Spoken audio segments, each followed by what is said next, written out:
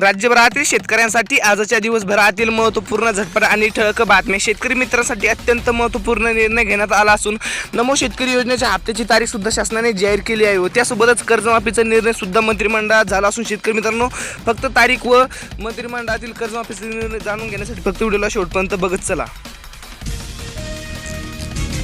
शेतकऱ्याविषयीच्या संवेदना हरपल्या. कर्जासाठी किडनी विक्री प्रकरणी शेतकरी नेत्यांनी सरकारला टीकावर धरलं. कापूस दर दबावातच खानदेशात खेडा खरेदीत 6,500 ते 6,800 रुपये मिळतोय कापसाला भाव. सध्या पाहायला गेलं तर 6,500 ते 6,800 रुपयेपर्यंतचा कापसाला भाव मिळत आहे. कोल्हापुरी गुळाला कर्नाटक गुजरातची आव्हान. मागणी अभावी दर स्थिर.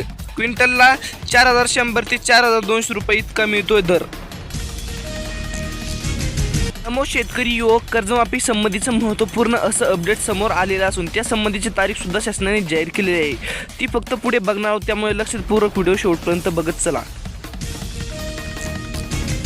शेतीमाल विक्री पश्चात तात्काळ ऑनलाईन पेमेंट. लासलगाव बाजार समितीचे 2 दिवसापासून प्रयोग. सध्या पाहायला गेलं तर शेतीमाल विक्री पश्चात तात्काळ पेमेंट करण्याचे आवाहन.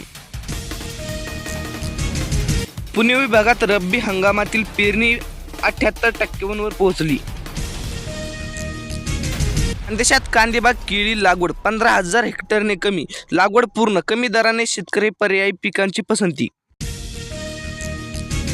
माणिकराव कोकाटेंना भोवला सार्वजनिक घोटाळा. आमदारकी ही गेली, खाते काढून घेतले. बिना खात्याचे मंत्री. आधिपत्याचा डावामुळे कृषी खाते गेले, आता घरच्या मोहित क्रीडा गमावली.